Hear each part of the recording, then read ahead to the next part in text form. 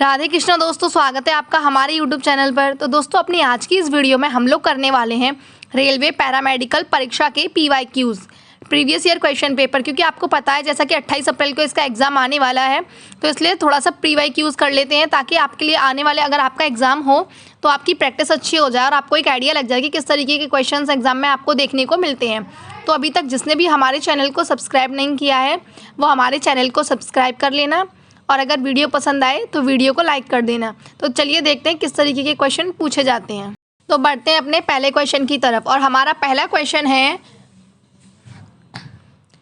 मस्तिष्क और रीढ़ की हड्डी को ढकने वाली संरक्षी झिल्ली कौन सी है? यानी विच is the protective membrane covering the brain and spinal cord. हमारे मस्तिष्क और रीढ़ की हड्डी को ढकने वाली यानी उसकी रक्षा करने वाली झिल्ली कौन सी है? तो जिसका करेक्ट आंसर है वो है आपका ऑप्शन नंबर बी, यानी मस्तिष्कावरण, मस्तिष्क का आवरण। ऑप्शन बी जो इसका करेक्ट आंसर है। चलते हैं नेक्स्ट क्वेश्चन की तरफ। हमारा नेक्स्ट क्वेश्चन है, सामान्य श्वसन दर और लय को डैश कहा जाता है? Normal respiratory rate and rhythm is termed as, यानी सामान्य श्वसन दर और लय को eupnoea. Option number D is correct answer, eupnoea कहा जाता है। चलते हैं नेक्स्ट क्वेश्चन की तरफ। नेक्स्ट क्वेश्चन है हमारा, कंकाल की मांसपेशियां और उनमें जाने वाली नसों की पेशियों में सूक्ष्म इलेक्ट्रोड डालकर विद्युत क्षमता को रिकॉर्ड करने की प्रक्रिया को क्या कहा जाता है? तो जो इसका करेक्ट आंसर हो जाएगा आप लोगों का वो हो जाएगा आप लोगों का option number C. Option number C जो है वो इसका करेक्ट आंसर है। Which is the process of recording the electrical potential of skeleton muscles and nerve supplying them by inserting small needle electrodes into muscles. ये process जो है EMG है। Option number C जो है इसका करेक्ट आंसर है। ठीक है, चलते हैं अपने नेक्स्ट क्वेश्चन की तरफ और देखते हैं कि हमारा नेक्स्ट क्वेश्चन क्या है। ठीक है, तो देखिए इसका जो करेक्ट आंसर है वो आपका ऑप्शन नंबर सी है। नेक्स्ट क्वेश्चन है हमारा,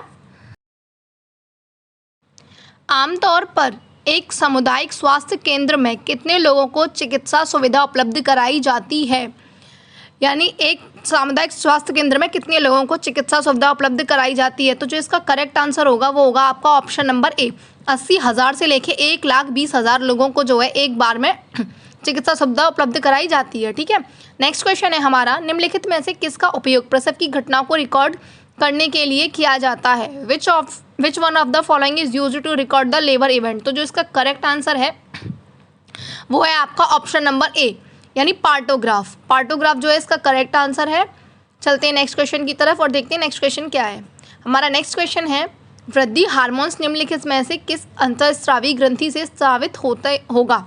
यानी इनमें से कौन सी ग्रंथि ऐसी है जिससे वृद्धि हार्मोन्स जो है वो स्रावित होता है और वो अंतःस्रावी ग्रंथि है? तो जिसका करेक्ट आंसर है वो ऑप्शन नंबर सी है, पिट्यूटरी ग्लैंड्स, यानी पिट्यूटरी ग्रंथि जो है इसका करेक्ट आंसर है। ठीक है, चलते हैं नेक्स्ट क्वेश्चन की तरफ और देखते हैं नेक्स्ट क्वेश्चन क्या है। हमारा नेक्स्ट क्वेश्चन है, भारत के नेपोलियन के रूप में किसे जाना जाता है? यानी भारत के नेपोलियन किसे कहते हैं? तो ऑलमोस्ट मुझे लगता है ये सबको पता होगा। इसका करेक्ट आंसर है ऑप्शन नंबर ए, समुद्रगुप्त को भारत का नेपोलियन कहा जाता है। चलते हैं नेक्स्ट क्वेश्चन की तरफ, और हमारा नेक्स्ट क्वेश्चन है, यहीं पे आप लोग मेरे को इसमें क्वेश्चन मैं आपको दे रही हूँ, आप लोग मुझे उसका कमेंट में आंसर देना। गुप्त वंश का संस्थापक कौन है? ठीक है, गुप्त वंश का वास्तविक संस्थापक किसे माना जाता है? इसका आंसर जो है मुझे आपको कमेंट में बताना है। ठीक है, इसका शासनकाल वैसे आप सभी को पता होगा। चलते हैं नेक्स्ट क्वेश्चन की तरफ और देखते हैं नेक्स्ट क्वेश्चन क्या है। बाकी आप लोग कमेंट में आपको आंसर देना, ध्यान रखना कि गुप्त वंश का वास्तविक संस्थापक किसे माना जाता है। ठीक है, अब देखते हैं हमारा नेक्स्ट क्वेश्चन क्या है। नेक्स्ट क्वेश्चन है हमारा, इनमें से कौन सी पंचवर्षीय योजना की अवधि है? यानी आपको पता है कि पंचवर्षीय योजना 5 साल तक चलती हैं, तो इनमें से ऐसी कौन सी वो अवधि है जो पंचवर्षीय योजना की है? तो इसका करेक्ट आंसर है ऑप्शन नंबर ए। आपको पता है प्रथम पंचवर्षीय योजना जो है हमारी, क्वेश्चन में यही है कि प्रथम पंचवर्षीय योजना की अवधि कौन सी, यानी प्रथम पंचवर्षीय योजना कब से लेके कब तक चली? तो इसका correct answer option number A है। आप सभी को पता है 1951 से लेकर 1956 तक चली थी प्रथम पंचवर्षीय योजना। और कमेंट में आप लोग मुझे बताओगे कि हमारी जो प्रथम पंचवर्षीय योजना थी वो किस मॉडल पर आधारित थी। ठीक है, प्रथम पंचवर्षीय योजना किस मॉडल पर आधारित थी? और आप सभी को पता है कि प्रथम पंचवर्षीय योजना जो है इसमें जो वास्तविक वृद्धि दर थी, हमने जो जितने का लक्ष्य रखा था उससे ज़्यादा ही हमने वृद्धि दर को प्राप्त किया था। ठीक है, चलते हैं नेक्स्ट क्वेश्चन की तरफ। तो आप लोग इसका मेरे को कमेंट में बताओगे कि ये किस मॉडल पर आधारित थी, और सभी को पता है कि प्रथम पंचवर्षीय योजना जो है वो सफल रही थी। ठीक है, चलते हैं नेक्स्ट क्वेश्चन की तरफ। नेक्स्ट क्वेश्चन है हमारा, टैक्सोनॉमिक पदानुक्रम का आधार बनने वाला जीव शरीर योजना के भीतर संरचनाओं में लोसाई पैटर्न का विश्लेषण है? तो इसका जो करेक्ट आंसर हो जाएगा वो हो जाएगा आपका ऑप्शन नंबर बी, तुलनात्मक आकृति विज्ञान यानी कंपैरेटिव मॉर्फोलॉजी करेक्ट आंसर है इसका। नेक्स्ट क्वेश्चन है हमारा, किस प्रकार की वैशाखी का उपयोग प्राय सभी आयु के रोगों को कम करने के लिए करते हैं? तो जो इसका करेक्ट आंसर हो जाएगा वो हो जाएगा आपका ऑप्शन नंबर सी, काग की वैशाखी का उपयोग किया जाता है। ठीक है, चलते हैं नेक्स्ट क्वेश्चन की तरफ। नेक्स्ट क्वेश्चन है हमारा, कौन सा हार्मोन गंभीर रक्तस्राव के दौरान धमनी को संकुचित करके रक्तचाप बढ़ाता है? तो जो इसका करेक्ट आंसर है वो हो जाएगा आपका ऑप्शन नंबर बी जो है इसका करेक्ट आंसर है, follicular stimulating hormone. Follicular stimulating hormone जो है इसका करेक्ट आंसर है। नेक्स्ट क्वेश्चन की तरफ चलते हैं। नेक्स्ट क्वेश्चन है हमारा, गंध के बोध के लिए कौन सी कपाल तंत्रिका जिम्मेदार है? यानी गंध के बोध के लिए यानी कौन सी कपाल तंत्रिका जिम्मेदार है? तो जो इसका करेक्ट आंसर हो जाएगा वो हो जाएगा आपका ऑप्शन नंबर बी, अल्फैक्टरी, इसका करेक्ट आंसर है। चलते हैं नेक्स्ट क्वेश्चन की तरफ। नेक्स्ट क्वेश्चन है हमारा, किडनी की कार्यात्मक इकाइयाँ क्या हैं? यानी जैसे कि हमारे शरीर की कार्यात्मक इकाई होती है कोशिका, उसी तरीके से किडनी की कार्यात्मक इकाई क्या है? तो जो इसका करेक्ट आंसर है वो है आपका ऑप्शन नंबर बी, किडनी की जो कार्यात्मक इकाई है वो नेफ्रॉन होती है। ठीक है, नेफ्रॉन जो है किडनी की कार्यात्मक इकाई है। नेक्स्ट क्वेश्चन की तरफ चलते हैं। नेक्स्ट क्वेश्चन है हमारा, निम्नलिखित में से कौन सा अनुभव आसानी से जागरूकता तक नहीं पहुंचता है? यानी इनमें से कौन सा अनुभव है ऑप्शनों में से जो जागरूकता तक नहीं पहुंचता है? तो करेक्ट आंसर है ऑप्शन नंबर डी, अचेतन, अनकॉन्शियसनेस। ठीक है, अनकॉन्शियस। नेक्स्ट क्वेश्चन की तरफ चलते हैं। नेक्स्ट क्वेश्चन है हमारा, नर्सिंग ज्ञान प्राप्त करने के लिए सबसे विश्वसनीय साधन क्या है? सबसे विश्वसनीय साधन क्या है नर्सिंग ज्ञान प्राप्त करने के लिए? तो जो इसका करेक्ट आंसर हो जाएगा वो हो जाएगा आपका ऑप्शन नंबर सी, वैज्ञानिक अनुसंधान यानी साइंटिफिक रिसर्च जो है इसका करेक्ट आंसर है। ठीक है, चलते हैं नेक्स्ट क्वेश्चन की तरफ। नेक्स्ट क्वेश्चन है हमारा, गर्भाशय की सबसे मोटी परत कौन सी है? तो जो इसका करेक्ट आंसर हो जाएगा हमारा वो हो जाएगा आप ऑप्शन नंबर बी, इसका करेक्ट आंसर है मायोमीट्रियम, यानी ऑप्शन नंबर बी जो है मायोमीट्रियम इसका करेक्ट आंसर है। गर्भाशय की सबसे मोटी परत को मायोमीट्रियम कहते हैं। नेक्स्ट क्वेश्चन की तरफ चलते हैं हम लोग, देखते हैं नेक्स्ट क्वेश्चन क्या है। नेक्स्ट क्वेश्चन है हमारा, विद्युत धारा की एसआई इकाई क्या है? विद्युत धारा की एसआई इकाई क्या है? तो जो इसका करेक्ट आंसर होगा वो होगा हमारा ऑप्शन नंबर ए, विद्युत धारा की एसआई इकाई जो है वो एम्पियर है। ठीक है, विद्युत धारा की एसआई इकाई एम्पियर है। यहीं पे मैं आपसे एक क्वेश्चन और पूछ रही हूँ, उस क्वेश्चन का आंसर आप लोग मेरे को कमेंट में बताओगे। आप लोगों को मेरे को बताना है कि एक अश्वशक्ति बराबर कितने वाट होता है, यानी 1 horsepower is equals to कितने वाट होता है? ये आपको मेरे को कमेंट में आंसर देना है इस क्वेश्चन का, एक अश्वशक्ति बराबर कितने वाट। ठीक है, इसका आंसर आप कमेंट में दोगे। अब चलते हैं नेक्स्ट क्वेश्चन की तरफ। आप लोग ध्यान रखना, मैंने आपसे जितने भी क्वेश्चन पूछे आप लोगों को मेरे को उनके आंसर कमेंट में बताने हैं। ठीक है, इससे पहले मैंने अभी आपसे एक क्वेश्चन और पूछा था, तो आप लोग मेरे को उसका आंसर भी कमेंट में बताओगे, इस वाले क्वेश्चन का आंसर भी आप लोग मेरे को कमेंट में बताओगे। ठीक है, चलते हैं अब नेक्स्ट क्वेश्चन की तरफ और देखते हैं नेक्स्ट क्वेश्चन क्या है हम लोगों का। नेक्स्ट क्वेश्चन जो है वो हमारा रीजनिंग को लेकर है कि एक कूट भाषा में यदि अल्टर को ODWUH लिखा जाता है तो उसी कूट भाषा में डेप्थ को कैसे लिखा जाएगा? तो देखिए इसमें ना आपको खुद से अपना लॉजिक लगाना होगा। देखिए ALTER को ODWUH लिखा जाता है, यानी A को जो है O लिखा जा रहा है, L को D लिखा जा रहा है, W को और T को W और E को U और R को H लिखा जा रहा है। तो देखिए A से लेके A फर्स्ट नंबर पे आता है और O जो है हमारा वो 15 नंबर पे आता है। तो यानी यहाँ पे जो है कहीं ना कहीं 14 को ऐड किया गया है। और वहीं मैं बात कर लूँ L की, तो L जो है मेरा 12 पे आता है और D जो है वो मेरा 4 पर आता है। और पहले मैं ऊपर वाले की देखती हूँ, A 1 पे आता है, L 12 पे आता है, T जो है 20 पे आता है, E 5 पे आता है और R जो है वो 18 पर आता है। ठीक है, वहीं हम नीचे वाले नंबर्स की बात कर लेते हैं। अब O हमारा 15 पे आता है, D हमारा जो है वो 4 पे आता है और वहीं अगर हम W की बात कर ले तो W जो है हमारा वो 23 नंबर यानी 23 नंबर पे आता है।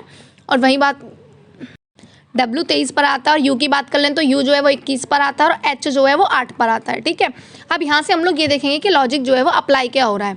एक को जो है 15 एक के बाद 15 लिखा गया है। एक देखिए A के बाद यहाँ पे 1 के बाद 15 A को लिखा गया है D, यानी उसमें 3 को ऐड कर दिया। आपको डायगोनली खुद से अपना लॉजिक लगाना है। ठीक है, L 12 है, फिर उसके बाद उसमें O को ऐड कर दिया यानी 3 ऐड कर दिया गया यहाँ पे 15 में। उसके बाद देखिए T जो है वो 20 नंबर पर आता है। फिर आप W को देखिए, उसमें 23 यानी यहाँ पे गलती ये 23 है, मैंने आपको बता दिया है। ठीक है, T में फिर 3 ऐड करके ये 20 वाले को 23 लिख दिया गया है। फिर E को देखिए, E 5 पे आता है, फिर डायगोनली इसको लेके जाइए, H से अटैच कीजिए तो वो 8 कर दिया 3 ऐड करके। इन शॉर्ट में आपसे बोलूँ तो आपको डायगोनली 3 ऐड करने हैं, ठीक है। तो देखिए जब डी में आप 3 ऐड करोगे, डी 4 पे, और इसमें 3 ऐड करोगे तो 7वां नंबर आएगा, यानी सेकंड नंबर पे जो है 7वां नंबर आना चाहिए। और 7वें नंबर पर क्या आता है, 7वें नंबर पर जी आता है। तो मेरे को लगता है आपको जो इसमें दिख रहा होगा कि ऑप्शन नंबर बी में जो है जी आ रहा है सेकंड नंबर पर। डायगोनली जब आप लोग देखोगे तो जो आपको सेकंड नंबर पर जी चाहिए, और सेकंड नंबर पर जी यहाँ पे सिर्फ ऑप्शन ए की में है, जो है ऑप्शन नंबर बी। तो जो आपका करेक्ट आंसर होगा वो आपका ऑप्शन नंबर बी होगा, ठीक है। आप लोगों की समझ आ गया है, यानी आप लोग मेरे को कमेंट में बताना कि आपको 3 ऐड करने हैं, लेकिन डायगोनली बीच वाला जो है वो बिल्कुल सेम रहेगा। बाकी पहला वाला दूसरा वाला पहले पे आएगा, पहला वाला दूसरे पे, और 5वें वाला चौथे पे, और चौथा वाला 5वें पे, और जो तीसरा नंबर पे है वो सेम रहेगा, और आपको 3 ऐड करते हुए जाना है, ठीक है। आज का करेक्ट आंसर जो है ऑप्शन नंबर बी है। अगर आपको समझना है तो आप लोग मेरे को कमेंट कर देना, ठीक है। इसका करेक्ट आंसर है वो ऑप्शन नंबर बी है। अब चलते हैं नेक्स्ट क्वेश्चन की तरफ। हमारा नेक्स्ट क्वेश्चन है, निम्नलिखित में से कौन सी डेटा संग्रह की एक मात्रात्मक विधि है, यानी डाटा को स्टोर करने की, डाटा कलेक्शन की जो है एक मात्रात्मक विधि है। तो इसका करेक्ट आंसर है ऑप्शन नंबर डी, परिमितोत्तर प्रश्न जो है इसका करेक्ट आंसर है ऑप्शन नंबर डी, इसका करेक्ट है। चलते हैं नेक्स्ट क्वेश्चन की तरफ। तो हमारा नेक्स्ट क्वेश्चन है, फुफ्फुस गुहा से ऊतक निकालने को डैश कहा जाता है। The removal of tissue from the pleural space is known as. तो जो इसका करेक्ट आंसर है वो है आपका option number D, pleural biopsy. Correct answer यानी फुफ्फुस की biopsy, next correct answer D है। नेक्स्ट क्वेश्चन की तरफ चलते हैं। नेक्स्ट क्वेश्चन है हमारा, एक खास समय पर एकत्रित किए गए डेटा को डैश कहा जाता है। एक खास समय पर एकत्रित किए गए डेटा को option number C correct answer है, क्रॉस सेक्शनल रिसर्च, यानी क्रॉस सेक्शनल अनुसंधान कहा जाता है। ऑप्शन नंबर सी इसका करेक्ट आंसर है। नेक्स्ट क्वेश्चन की तरफ चलते हैं। नेक्स्ट क्वेश्चन है, संघ लोक सेवा आयोग के अध्यक्ष और सदस्यों के कार्यकाल की अवधि क्या है, यानी यूपीएससी के सदस्य और अध्यक्षों के कार्यकाल की अवधि क्या है। तो जो इसका करेक्ट आंसर है वो है आप लोगों का ऑप्शन नंबर बी, क्योंकि इसमें ये होता है 65 वर्ष या 6 वर्ष, जो भी पहले हो जाए। तो यहाँ पे वर्षों का आयु का तो कुछ है नहीं, तो 6 वर्ष जो है इसका करेक्ट आंसर है। ऑप्शन नंबर बी जो है इसका करेक्ट आंसर है, ठीक है। चलते हैं अपने नेक्स्ट क्वेश्चन की तरफ और देखते हैं नेक्स्ट क्वेश्चन क्या है हम लोगों का। तो आप लोग इसको याद रखना, यूपीएससी के सदस्य और अध्यक्ष और सदस्यों के कार्यकाल की जो अवधि है वो 6 वर्ष या फिर 65 वर्ष में से जो भी पहले हो जाए वो होती है, ठीक है। तो ऑप्शन नंबर बी यहाँ पे करेक्ट है। अब नेक्स्ट क्वेश्चन देखते हैं, नेक्स्ट क्वेश्चन क्या है। नेक्स्ट क्वेश्चन है हमारा, नेफ्रोलिथियासिस में होने वाले सबसे कम आम प्रकार के पत्थर डैश हैं। तो इसका जो करेक्ट आंसर है आप लोगों का, आम प्रकार के जो पत्थर हैं वो है कैल्शियम पत्थर। तो ऑप्शन नंबर बी जो है इसका करेक्ट आंसर है आप लोगों का। चलते हैं नेक्स्ट क्वेश्चन की तरफ। नेक्स्ट क्वेश्चन है हमारा, किस स्थिति को ट्राइसोमी 18B कहा जाता है, यानी ट्राइसोमी 18 किस स्थिति को कहा जाता है। तो जो इसका करेक्ट आंसर है आप लोगों का वो है आप लोगों का ऑप्शन नंबर ए, इसका करेक्ट आंसर है एडवर्ड सिंड्रोम को हम लोग ट्राइसोमी 18B कहते हैं, ठीक है। यानी इसको ट्राइसोमी 18B कहा जाता है, एडवर्ड सिंड्रोम को। ऑप्शन नंबर ए इसका करेक्ट आंसर है, ठीक है। अब चलते हैं हम लोग नेक्स्ट क्वेश्चन की तरफ और देखते हैं नेक्स्ट क्वेश्चन क्या है। बाकी इनको जो है आप लोग देख लेना, किसी को 45, 46 इस तरीके से भी बोला जाता है, ठीक है। नेक्स्ट क्वेश्चन की तरफ चलते हैं, देखते हैं नेक्स्ट क्वेश्चन क्या है हम लोगों का। नेक्स्ट क्वेश्चन है हमारा, हृदय में पेसमेकर की विशेषता डैश है, यानी हमारे हृदय में पेसमेकर की विशेषता क्या है। तो जो इसका करेक्ट आंसर है वो है सी, ऐसे नोड। चलते हैं नेक्स्ट क्वेश्चन की तरफ, देखते हैं नेक्स्ट क्वेश्चन क्या है। नेक्स्ट क्वेश्चन है हमारा, प्रति सेकंड दोलन अथवा कंपन की संख्या दोलन का जो इसका करेक्ट आंसर है वो है हमारा, प्रति सेकंड दोलन अथवा कंपन की जो संख्या है वो दोलन का आवर्ती कहलाती है। ऑप्शन नंबर सी जो है वो इसका करेक्ट आंसर है, दोलन की आवर्ती कहलाती है। चलते हैं नेक्स्ट क्वेश्चन की तरफ। नेक्स्ट क्वेश्चन है हमारा, भूमि, भवन, मशीन और अन्य साधनों की खरीद में लगाया गया धन क्या कहलाता है। तो देखिए, भूमि, भवन, मशीन अथवा अन्य साधनों की खरीद में लगाया गया जो धन है वो हमारा ऑप्शन नंबर ए, निवेश यानी इन्वेस्टमेंट कहलाता है, ठीक है। चलते हैं नेक्स्ट क्वेश्चन की तरफ। नेक्स्ट क्वेश्चन है हमारा, शिश्न के पीछे स्थित मूत्रमार्गीय छिद्र को डैश कहा जाता है, यानी penis. Urethral opening located behind the penis is known as. इसका जो करेक्ट आंसर है वो है हमारा ऑप्शन नंबर ए, हाइपोस्पैडियस यानी हाइपोस्पैडियसियस, ऑप्शन नंबर ए कहा जाता है, ठीक है। चलते हैं नेक्स्ट क्वेश्चन की तरफ, देखते हैं नेक्स्ट क्वेश्चन क्या है। देखिए नेक्स्ट क्वेश्चन जो है हमारा वो हमारा मैथ से है, 2 घंटियाँ इतने और इतने सेकंड के अंतराल पर बजती हैं। यदि वे दोनों सुबह 10 बजे एक साथ बजती हैं तो कितने सेकंड बाद वो एक साथ दोबारा बजेंगी। तो जो इसका आंसर है आप लोग मेरे को कमेंट में बताओगे। वैसे मैं आपको नॉर्मली बता दूं, आपको कुछ नहीं करना है, बस इसका LCM निकालना है।